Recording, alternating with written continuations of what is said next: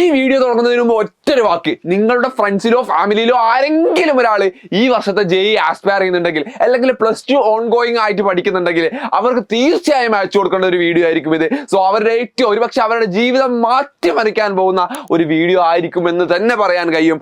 The ultimate, ഇന്ന് നമ്മൾ discuss ചെയ്യാൻ പോകുന്നത് വെച്ചാൽ അൾട്ടിമേറ്റ് ബ്ലൂ പ്രിന്റ് ആണ്. അതായത് 6 മാസത്തെ എങ്ങനെയായിരിക്കണം നമ്മളെ പ്രിപ്പറേഷൻ മോഡ് കൊണ്ടുപോകേണ്ടത്, ഏതൊക്കെ ചാപ്റ്റേഴ്സ് ആണ് നമ്മൾ ഫോക്കസ് ചെയ്യേണ്ടത് എന്നുള്ളതാണ് നമ്മൾ മെയിൻലി ഈ വീഡിയോയിൽ ഡിസ്കസ് ചെയ്യുന്നത്. So welcome back to Edupod JEE. So നമ്മൾ എന്താണ് പറയാൻ ഉദ്ദേശിക്കുന്നത് എന്ന് വെച്ചാൽ, അതായത് നമ്മളൊരു വെബിനാർ മുമ്പ് കണ്ടക്ട് ചെയ്തിരുന്നു +2 JEE സ്റ്റുഡൻസിനായിട്ട്.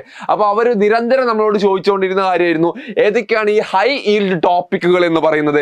സോ അതിലേക്ക് പോകുന്നതിന് മുമ്പ് നമ്മൾ അറിഞ്ഞിരിക്കേണ്ട കാര്യം എന്ന് പറയുന്നത് വാട്ട് ഈസ് JEE. JEEയുടെ റിയാലിറ്റി ചെക്കാണ്. അതായത് JEEയിൽ എങ്ങനെയാണ് ഓരോ സ്റ്റുഡൻറ്, അതായത് ദി റിയാലിറ്റി ചെക്കാണ്. അതായത് എത്രത്തോളം മാർക്കിനാണ് നമ്മുടെ JEE എക്സാം മെയിൻ എക്സാം നടക്കുന്നത് എന്ന് ചോദിച്ചാൽ 300 മാർക്കിനാണ് JEE മെയിൻ എക്സാം നടക്കുന്നത്. അപ്പൊ ആ 300ൽ എത്രത്തോളം നമ്മൾ സ്കോർ ചെയ്യണം, അതായത് കൃത്യമായ ഡാറ്റ വെച്ചിട്ടാണ് സംസാരിക്കുന്നത്.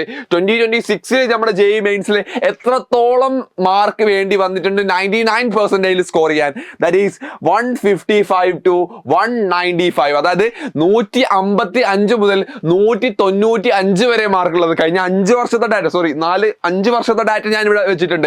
അപ്പൊ നിങ്ങൾക്ക് നോക്കാം എത്രത്തോളം മാർക്ക് വേണ്ടി വന്നിട്ടുണ്ട് ആ ഒരു 99% എന്ന ആ ഒരു ഡ്രീം സ്കോർ അച്ചീവ് ചെയ്യാൻ എത്രത്തോളം വേണ്ടി വന്നിട്ടുണ്ട് എന്ന് നോക്കുമ്പോഴാണ് ദ റിയാലിറ്റി നമ്മൾ മനസ്സിലാക്കേണ്ടത്. 155 to 195. അതായത് 300 മാർക്കിന് നടക്കുന്ന എക്സാമിൽ ഒരു 150 മാർക്ക് പ്ലസ് ഉണ്ടെങ്കിൽ, 150 മാർക്ക് പ്ലസ് ഉണ്ടെങ്കിൽ പല സെഷനുകളിലും നമുക്ക് 99% അല്ലെങ്കിൽ ഇനി അറ്റ്ലീസ്റ്റ് ഒരു 97% നമുക്ക് ഉണ്ടാകും. ദിസ് ഈസ് ഇനഫ് ഫോർ നിങ്ങൾക്ക് NIT കാലിക്കറ്റ് ആണ് നിങ്ങളുടെ ആഗ്രഹമെങ്കിൽ നിങ്ങൾ 97% ഉണ്ടെങ്കിൽ പോലും നിങ്ങൾക്ക് ഒരു സീറ്റ് ലഭിക്കും.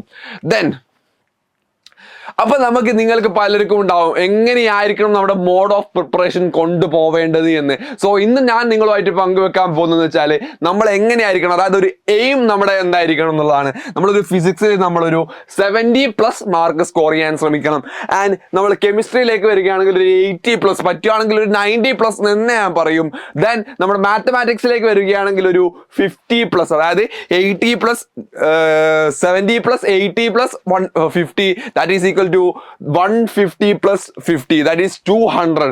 അതായത് 200 മാർക്കാണ് ഞാനിവിടെ ഒരു ക്രൈറ്റീരിയൻ സ്കോർ ആക്കി വെച്ചിട്ടുള്ളത്. വേറെ ഒന്നും കൊണ്ടല്ല, ആ 200 മാർക്ക് എന്ന് പറഞ്ഞാൽ നമുക്കറിയാം, നമ്മൾ നേരത്തെ സ്ലൈഡ് എടുത്ത് നോക്കിയാൽ ഏതാണ്ട് എല്ലായിടത്തും 200 മാർക്ക് എന്ന് പറഞ്ഞാൽ the highest mark of the 99% കിട്ടാൻ ഉള്ള ഒരു ആവറേജ് മാർക്കാണ്. സോ 99% നമുക്ക് അഷ്യൂർ ചെയ്യണമെങ്കിൽ ഏതാണ്ട് ഒരു 200 മാർക്ക് തന്നെ ഏതാണ്ടൊരു ലെവലിൽ നമുക്ക് അറിഞ്ഞിരിക്കണം. അപ്പൊ നമ്മൾ ആ രീതിക്ക് നോക്കുമ്പോൾ നമുക്ക് 99% കിട്ടണമെങ്കിൽ ഒരു 70 ക്വസ്റ്റ്യൻ, നമ്മൾ 70 മാർക്ക് നമ്മൾ ഫിസിക്സിൽ നിന്നും, 80 മാർക്ക് കെമിസ്ട്രിയിൽ നിന്നും, നമ്മളൊരു 50 മാർക്ക് മാത്തമാറ്റിക്സിൽ നിന്നും ഉണ്ടാക്കിയാൽ നമുക്കിത് ഈസിലി സ്കോറബിൾ ആണ്. It is not easy task, but നമ്മൾ സ്ട്രക്ചേർഡ് ആയിരിക്കണം. നമ്മൾ അത്രയും നോക്കി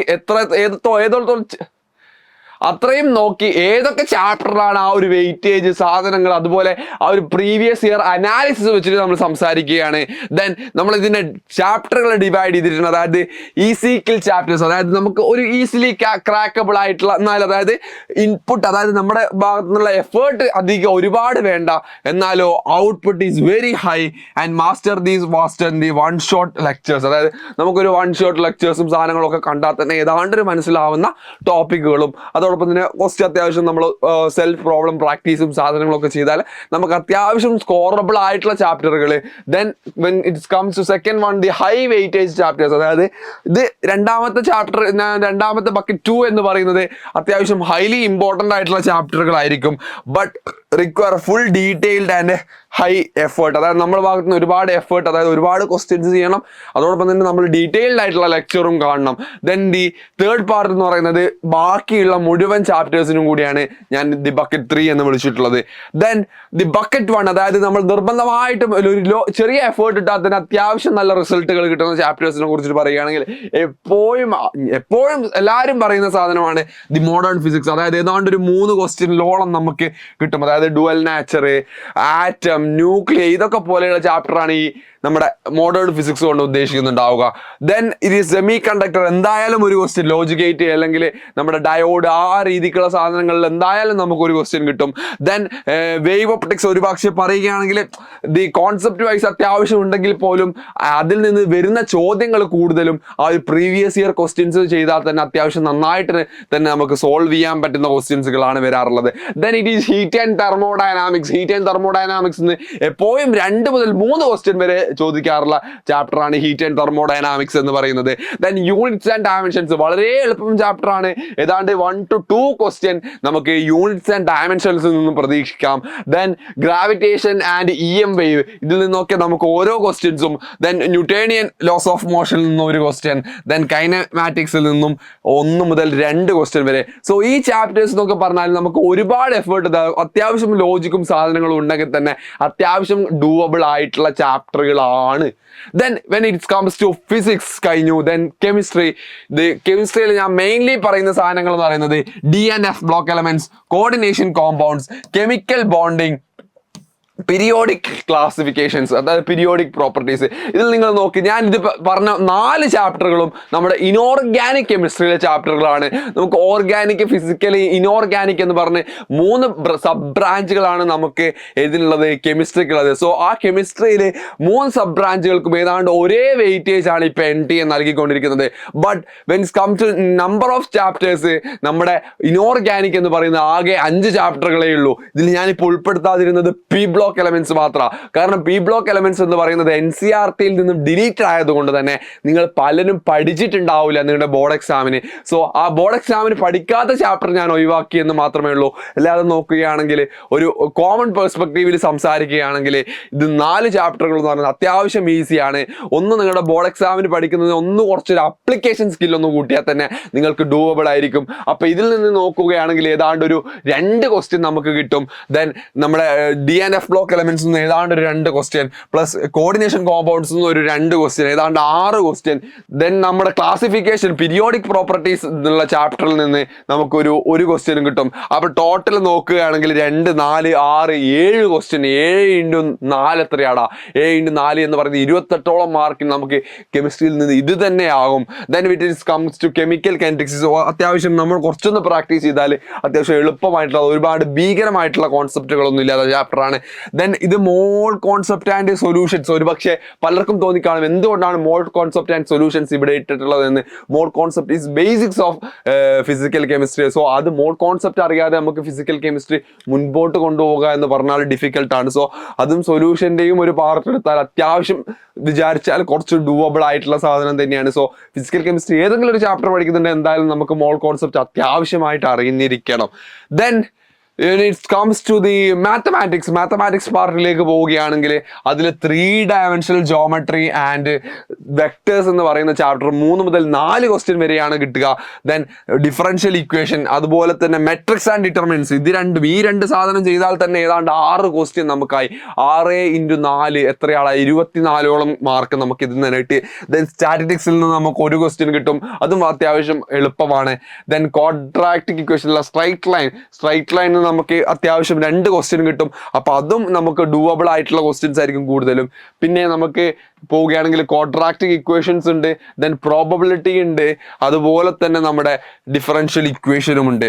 പിന്നെ നമുക്ക് വരുന്നതാണ് ദി സെക്കൻഡ് ബക്കറ്റ്. അതായത് നമുക്ക് കുറച്ച് എഫേർട്ട് ഇടാം, പക്ഷെ ആ എഫേർട്ടിന് ഉള്ള ആ ഒരു റിസൾട്ട് കിട്ടുന്ന ചാപ്റ്ററുകൾ, അത്യാവശ്യം നല്ല എഫേർട്ട് തന്നെ വേണം, അത്യാവശ്യം അതിനുള്ള റിവാർഡുമുള്ള ചാപ്റ്ററുകളെ കുറിച്ചിട്ട് പറയുകയാണെങ്കിൽ നമ്മുടെ ഇലക്ട്രോസ്റ്റാറ്റിക്സ്, അതായത് നമുക്ക് ഒരു പക്ഷേ പഠിച്ചിട്ടുണ്ടാവും ഇലക്ട്രിക് ചാർജസ് ആൻഡ് ഫീൽഡ്സ് എന്നും and electric potential and capacitance എന്നും ആയിരിക്കും. പക്ഷേ കോമൺലി നമ്മൾ ഇലക്ട്രോസ്റ്റാറ്റിക്സ് എന്നാണ് JEE പെർസ്പെക്റ്റീവിൽ പറയാറുള്ളത്. ഇലക്ട്രോസ്റ്റാറ്റിക്സ് 1 and 2 എന്നുള്ള ഈ 2 ചാപ്റ്ററുകൾ പഠിച്ചാൽ നമുക്കൊരു 3ഓളം ക്വസ്റ്റ്യൻസ് ക്വസ്റ്റ്യൻസ് കിട്ടും.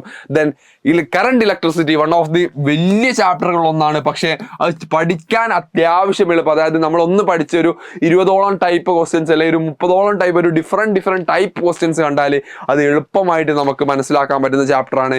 Then comings to ray optics, ഒരുപാട് വെറൈറ്റി ഓഫ് ക്വസ്റ്റ്യനുകളുള്ള ചാപ്റ്ററാണ്. പക്ഷേ ഈ ഇടയായിട്ട് എനിക്ക് അതിൽ ഒരുപാട് കുഴപ്പിച്ച ചോദ്യങ്ങൾ അതിൽ നിന്ന് കണ്ടിട്ടില്ല. ബട്ട് നമുക്ക് ആ ഒരു എഫേർട്ട് ഇട്ടാൽ അതിനുള്ള റിസൾട്ട് ഉള്ള ചാപ്റ്റർ ആണ്. And the properties of matter, അതായത് നമ്മുടെ ഫ്ലൂയിഡ്സ് അതോടൊപ്പം തന്നെ തെർമൽ പ്രോപ്പർട്ടീസ് ഓഫ് മാറ്റർ, അങ്ങനെ ആ 2 ചാപ്റ്ററുകൾ അതിൽ നിന്ന് 2 ക്വസ്റ്റ്യനുകൾ കിട്ടാറുണ്ട്. Then magnetic effects of current, അതായത് മൂവിങ് ചാർജസ് ആൻഡ് മാഗ്നറ്റിസം, അതോടൊപ്പം തന്നെ മാഗ്നറ്റിസം ആൻഡ് മാറ്റർ എന്ന് പറയുന്ന ആ 2 ചാപ്റ്ററുകൾ കൂടി വിളിക്കുന്ന പേരാണ്. അതിലൊരു 2 ക്വസ്റ്റ്യൻ നമുക്ക് പ്രതീക്ഷിക്കാം. ദെൻ റൊട്ടേഷൻ മോഷൻ അറിയാം, അത്യാവശ്യം ടഫാണ്. ബട്ട് ആ ടഫ്നെസ് ഇത് ചെയ്താൽ, ആ ഒരു ഓവർകം ചെയ്യാൻ പറ്റിയാൽ നമുക്ക് ഏതാണ്ട് ഒരു 2 ക്വസ്റ്റ്യൻസോളം കിട്ടും. Then it's comes to chemistry, ഇതിൽ GOC general organic chemistry and isomerism, അതിൽ നിന്ന് നമുക്ക് ഏതാണ്ട് ഒരു 3 മാർക്കോളം ക്വസ്റ്റ്യൻസ് കിട്ടും. ഏതാണ്ട് വലിയ ചാപ്റ്റർ ആണ്, എല്ലാ ഓർഗാനിക്കിന്റെയും ബേസിക് ആണ്. സോ ആ ചാപ്റ്ററിൽ അത് നമുക്ക് ഓർഗാനിക്കേ തൊടാൻ പറ്റില്ല. അപ്പോൾ ബട്ട് ആ ചാപ്റ്റർ എന്ന് പറയുന്നത് വളരെ ലെങ്തി ആണ്, അതുകൊണ്ട് തന്നെ അതിലൊരു 3 മാർക്ക് നമുക്ക് കിട്ടും. ദെൻ തെർമോഡൈനാമിക്സ് ഏതാണ്ട് ഒരു മാർക്ക്, 1 ക്വസ്റ്റ്യൻ മുതൽ 2 ക്വസ്റ്റ്യൻ വരെ കിട്ടും. ദെൻ ഇലക്ട്രോ കെമിസ്ട്രിയിൽ നിന്നും 1 ക്വസ്റ്റ്യൻ മുതൽ 2 ക്വസ്റ്റ്യൻ വരെ.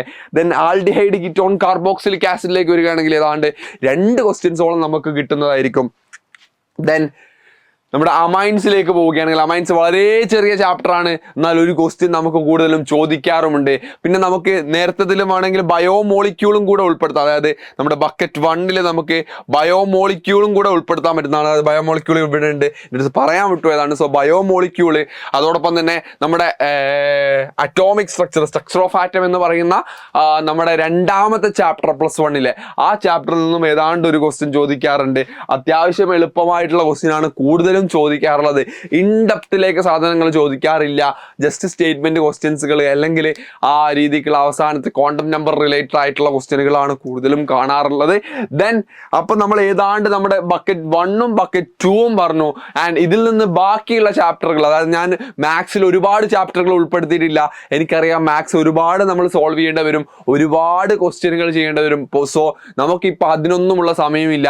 അപ്പൊ വളരെ കാറ്റഗറൈസ് ആയിട്ട് വളരെ നമുക്ക് ഹൈ ഈൽഡ് ടോപ്പിക്കുകൾ മാക്സിമം തീർത്തുകൊണ്ട് ആ ഹൈ ഈൽഡ് ആയിട്ടുള്ള സാധനങ്ങൾ വ്യക്തമായി പഠിച്ച് അതിൽ നിന്ന് മാക്സിമം എങ്ങനെ ഈൽഡ് ഉണ്ടാക്കുക, ദെൻ അൾട്ടിമേറ്റ് റിസൾട്ടിലേക്ക് എത്തുക എന്നുള്ള ആ ഒരു ഉദ്യമത്തിലായിരിക്കും നിങ്ങൾ ഏവരും എന്ന് എനിക്കറിയാം. സോ നിങ്ങളുടെ അടുത്ത് എനിക്ക് പറയാനുള്ളത് എന്ന് പറഞ്ഞാൽ, ദെൻ എനിക്ക് നിങ്ങളോട് പറയാനുള്ളത് എന്ന് പറഞ്ഞാൽ സ്റ്റാർട്ട് ടുഡേ ഇറ്റ് സെൽഫ് എന്നാണ്.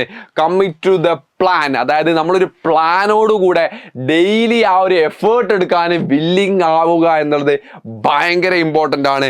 Then consistency of 6 months beats talent ever single day, അതായത് നിങ്ങളുടെ ഒരുപാട് 6 മാസത്തെ ആ ഒരു കൺസിസ്റ്റന്റ് എഫേർട്ട് എന്ന് പറയുന്നത് എത്ര വലിയ ടാലന്റ് ഉള്ളവരെയും നിങ്ങൾക്ക് ബീറ്റ് ചെയ്യാൻ പറ്റുന്നതേ ഉള്ളൂ. സോ ആദ്യം തന്നെ ഞാൻ പറഞ്ഞ ആ ഫസ്റ്റത്തെ ബക്കറ്റിലെ എല്ലാ സാധനങ്ങളും കറക്റ്റായിട്ട് വൃത്തിയോടെ പഠിക്കുക. ദെൻ നമ്മുടെ സെക്കൻഡ് ബക്കറ്റിലേക്ക് വരിക, മാക്സിമം അടിപൊളിയായിട്ട് തന്നെ നിങ്ങൾക്ക് ഏവർക്കും എക്സാം എഴുതാൻ കഴിയട്ടെ എന്ന് പ്രാർത്ഥിക്കുന്നു. Bye bye.